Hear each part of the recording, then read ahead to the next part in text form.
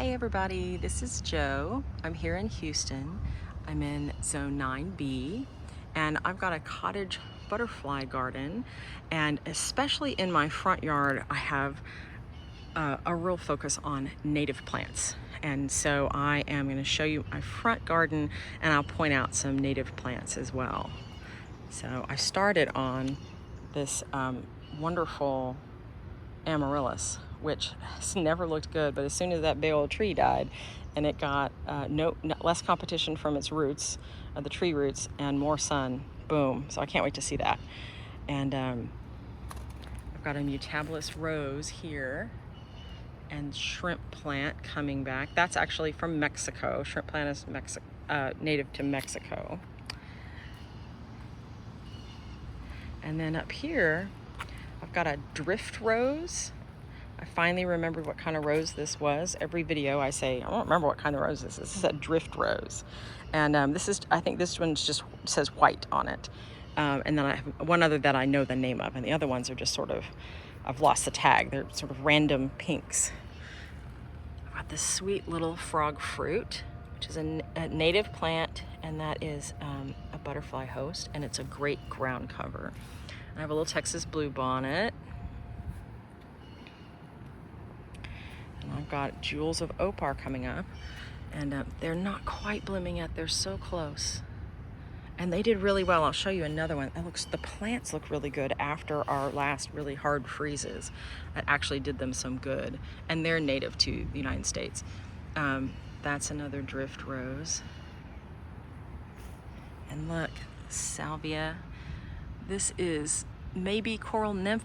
I think it's sort of all pink, and so I think this is a little hybrid from the yard.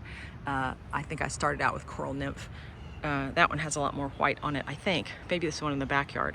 But I think they sort of hybridized and did whatever they wanted. And this beautiful, it's very floppy right now, beautiful salvia. This is a mystery. We got it when it was here when we moved in. And then here's my prettiest Texas bluebonnet. Then the backyard, they look horrible. This one is a volunteer right in the middle of the walkway, and it's the prettiest one I have. So everybody has to just walk around it. And this, look at this big puffball. This is Greg's mist flower. This is native to Texas, and it's just getting ready. It's sort of a pale lavendery blue, really beautiful, beloved by butterflies. Here's some more drift roses. And then this is a huge stand, huge. It's a good stand of milkweed. This is a native milkweed. And the milkweed beetles got to it before any monarch butterflies laid their little hand on it. And so it looks horrible. And then look at the weed situation. And then, oh, you guys. So, you know, it's Texas and it's hard to move anything. It's hard to move anything when it's remotely hot outside. And so I did a little move around and killed my big, giant, beautiful pentas that are hard to find. I still got a couple over there that are alive, but I moved them because things were too crowded. And then it got really hot and they just died. And so I've got some gomphrena that I've bought. I grew the same kind last year from seed, and it was so beautiful. So that's what I'm going to put here. But so yeah, gardening in Texas can be frustrating. This is a drift rose I do know the name of. It's called popcorn, right? The little bud starts like a little yellow popcorn kernel, and then they pop open white. And there's kind of a middle where it's pale yellow. I just love this. And this is probably a 10-year-old bush, and it's done well here. And then more of this salvia coccinea, whether it is coral nymph or similar, I'm not sure. And then an even bigger puff of Greg's mist flower. And salvia coccinea is native to Texas. You know, coral nymph salvia has been hybridized, and it's beautiful. So this is some kind of hybrid or nativar or something like that. And then here's what I was talking about. Look at that huge clump. That is jewels of opar. And after freeze, it looks so much better. Years before, they kind of look like this, but this one just jumped.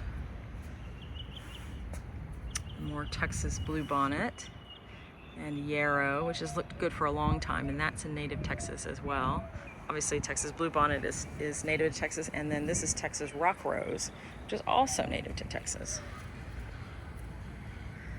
And then if you don't believe how bad a weed person I am, this is a weed I just haven't pulled out.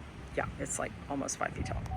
I've got lots of cleome coming back here. This big empty spot, I transplanted little seedlings of the rock rose in there to fill that hole in. Then when it was going to freeze, they were tiny, and I thought, oh, I better protect those. I threw dry leaves on them to protect them. Didn't come back and take the dry leaves off. And so, yeah. So I've got lots of cleome around here, and there's a million seedlings of this rock rose all over. And so I'm just gonna move a couple of seedlings. And then, oh, there's Buttercup. He's too tired to be my co-host. And then, my goodness, these ivy geraniums are so beautiful. And then this is the Peggy Martin rose. Mine looks super scruffy. I'm really considering maybe pulling it out, but it looks good enough right now to save itself perhaps for another year. Here's another Texas rock rose. It looks so pretty. And I had another one that was too close, and then that's where the big penta was. So I moved the penta, killed it, and then I was trying to move this so that to give them some space, and it's not dead, but it doesn't look good, friends. But again, it got super hot that week, and so, you know, it's alive. It looks horrible. There's a seedling there. They really do. They have big seeds and they come up very easily, maybe too easily. There's another one there that'll fill in, and then I've got a couple over here that I will move. So my idea is, you know, I've got the big yarrow, to have a big chunk of pink, native pink there. This is all Salvia farinaceae, which is a native salvia. So big pink, big purple, all in there. And then this is Agora. This is native, and it's so wonderful. See, here's more. I mean, I probably have too many seedlings. I have more seedlings there. Agora self-seeded here. I've had such a hard time getting these established. Even if I, you know, spend almost $20 for a 1 gallon pot, I've had them die on me for years. This one finally got established a year or two ago, or 2 years ago, and looks so good. It is now self-seeded. I got another one established back there. It looked almost dead all year, but now it looks great. So thank goodness for that. But for something that's so hard to establish, I sure do have a lot of them in the grass that are getting mown every week. They're everywhere in my grass, and it's like, you guys are making me crazy. Okay, so this is all coneflower called, it's pink. It's a native called powwow wildberry. The ones in the back are huge. I don't know why these are so small, but the fact that this has come up so beautifully here, I'm thinking about pulling these out. If I pull that Gora out, I'm gonna kill it. I can just see the future, y'all. But I think I can very safely pull these little coneflowers out, and I've got room for them in the back. So that would give me another sort of swath of white native plant here. And then this is a dwarf variety of Salvia leucantha, which is okay. You know, if you have followed me for any length of time, you know I'm like, oh, I think I'll dig it out, and then, oh, look, it's pretty again, and then, oh, I think I'll, you know, and it's sort of the same story with this. And Peggy Martin rose only blooms once a year, which is another reason, you know, she's on the chopping block. Here is more milkweed. It has been decimated by the milkweed beetle. These are aphids, which are not hurting it at all. So don't worry if you have aphids on your milkweed. It won't hurt the milkweed. But milkweed beetle will ruin your milkweed. And so I don't have a lot for the butterflies this year. So I put in some pretty little larkspur. My larkspur didn't come up. Very few came up from seed. I had handfuls of seed, and almost none came up.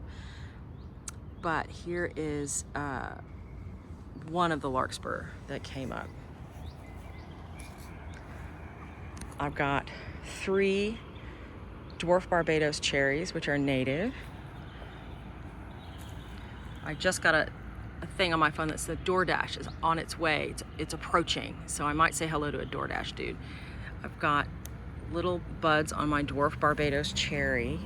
1, 2, 3. I've got some flowers on my native Walters viburnum. 1, 2, 3 here. I've got a really nice gomphrena that's non-native that came up or came back from last year. I've got 3 porterweeds, 1, 2, 3, that are robustly, not so robustly, and very slowly recovering from the winter. I thought that these were native. I bought the wrong kind. So if you're buying porterweed and you want it to be native, you've gotta look at the tag. Hi! You can just leave it all right there by the door.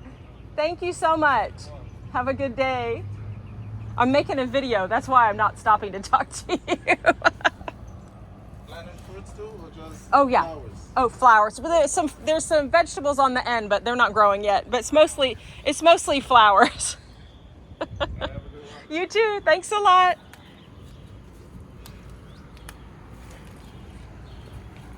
So sweet.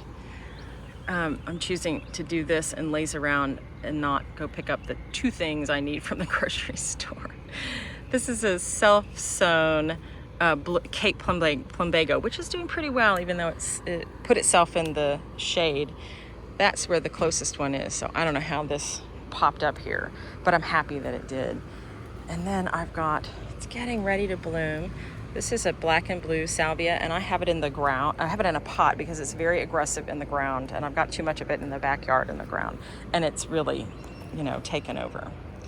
And then back here, I've got a full-sized salvia leucantha that is not happy. It's surrounded by weeds, and it's under this because it wants the sun, which is that way, and so it was leaning over, and so this is on the chopping block. I'll probably move this to the backyard because it's not happy here. Now this is the prettiest agapanthus I have ever had. Look how amazing. My only complaint is that I bought like 8 bulbs 10 years ago, and I still have 8 bulbs. I have other ones that just multiply like crazy, but this one has not, and so that bums me out. And I bought it, literally I picked this color off of Amazon a decade ago. They came with all these stamps from Holland on the box, and so I have no idea how to get more of those. I've got this beautiful Jane magnolia. Now this started, we've been here 16 years in this house, and when I brought this from my old garden, it was pretty new. I went ahead and dug it up. It probably was 4 feet tall, and so it's really taken off. And I've got some southern wood fern that's native here, and then I did indeed cut back my oak leaf hydrangea, also native, and it came back really well. I don't know why. Nothing seems to be coming this way, but I was very worried about cutting it back, and it's done great. And this is we all need little elves that'll come back and fix things, right? So I have old wood that I put back here. It came off of my live oak, dropped a branch, but it had moss and resurrection fern and all this stuff on it. And so I said, oh, don't take that away, I said to the tree guys. And so it was really pretty. Well, now that's all dead. It's still back here. And this is from the hurricane that was 100 years ago, 9 months ago. This is a dead hose. So yeah, we all need little gnomes that will come during the night and clean up our garden messes. This southern wood fern, it took a couple of years to really establish into one big clump, but oh goodness, this year and in the backyard too, it's looking so pretty. This is a wax myrtle. It's native. beautiful. It's probably 15 feet tall now. And I have limbed it up. I need to get those little suckers off, but it's limbed up. I like to be able to see the trunk. I think it's pretty like that. I did not limb up this side because my neighbor does not need to look at my ugly bits here. Oh, look, here's Buttercup. I've got a couple of funny little peppers. This is like jalapenos that came through the cold and the snow and everything, and so that's great. I have a couple of new peppers to put in here, and I've got senna. This is a butterfly host. I'm growing it to be a butterfly host. It's very similar. It's sort of melded together. This is the wax myrtle. This is the senna, and it has yellow flowers, sort of in the late in the summer. Hi, buddy. Say hi to everybody. Hi. What a good boy. What a good boy. This is the that's the Jane Magnolia there. This is another one here. This is one that was supposed to be Jane. It's a different variety that didn't have a name on it. Doesn't have a tag. And so I think that's why they brought me the wrong one. It looked like a shrub for so long. I really thought, did they bring me a bush? But I have limbed it up. And finally, this year, it has gone from looking like a shrub to maybe that's going to be a tree. It jumped, oh my goodness, I bet that grew 2 feet in the last year. So I'm really happy about that. And then here I've got fragrant mist flower, which can be kind of wander around. I pulled a lot of it up, but it has white flowers, and the butterflies love it, and it's a butterfly host as well. And then look how pretty this mutabilis rose is. Okay, look out, Butters. And then this Jane Magnolia I think looks really pretty, all limbed up. I love being able to see those beautiful trunks. This is a desert willow. It's native to Texas, but not this part of Texas. It's the reason because it has the word desert in it, I've put it in a pot. And I don't water it very much. It has to be really, really hot and be a drought before I really will squirt water in here. This is Cape Plumbago, which seems fine. It doesn't need that much water. And this is a sweet potato vine, which has been fine. It hasn't needed a lot of water either. Here are my only remaining of those giant pentas that are so pretty. They didn't do very well. They lasted, and they can be, with some protection, they can be perennial here, but those are years and years old, and I think they're kind of at the end of their days. Now these are the only two. Oh, hello. These are the only two Mystic Spire salvia that are still up here, but boy, they look really pretty. This is loose strife. Don't get it confused. That is a little weed that's blooming. So those aren't the flowers I'm talking about. This loose strife is a Texas native plant. It is not yet blooming. It has tiny little flowers that are actually kind of that color. And it's not a showy plant, but I think it's really pretty. And so I thought I always like picking something from the, native plant table at my nursery. And then another beautiful stand of Jewels of Opar. More milkweed that got munched by the beetle. And then these two grasses are native Gulf muley grass, and they've not looked good, but there you have it. So here's some more. This is pink. So I've got Agora back there that's pink, and then I've got a couple more. I think this one is a volunteer. I don't remember if I put this one in or not, but for something that's hard to establish, once you get it, I think you're going to have it for a while. This is a reseeded Nicotiana. It was beautiful, beautiful last year. It's an ornamental tobacco plant, and I didn't plant it here again this year on purpose because it got so big and it sort of smushed things, but it's so pretty. I'm gonna leave it. Oh, okay, y'all, maybe it was on the corner. Did you just try to catch a butterfly? Okay, Buttercup is known for stalking butterflies, and it's kind of the cutest thing ever. But like, did you swat him? Did you get him? Yeah, I kind of think maybe he did hit that monarch butterfly. I heard something go whap, which is what made me. Oh, he seems fine. There's a monarch. Go to the back. There's something in the back for you.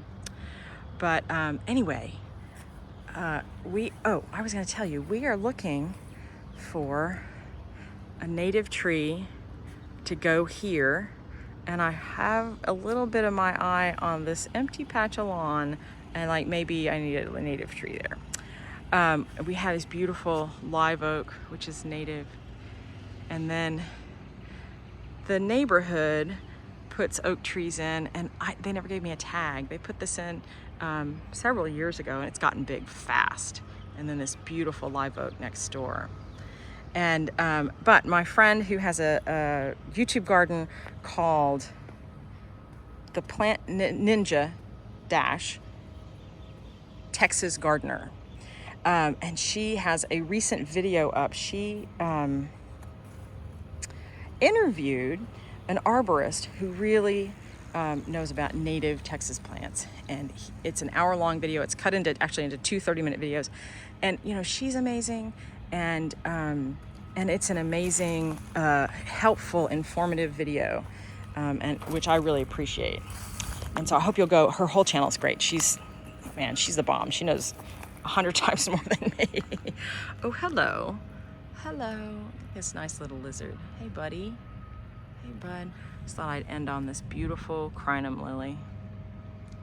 Well, I hope you guys are having a great week, and thanks for watching and listening to me ramble. Y'all take care. Bye-bye.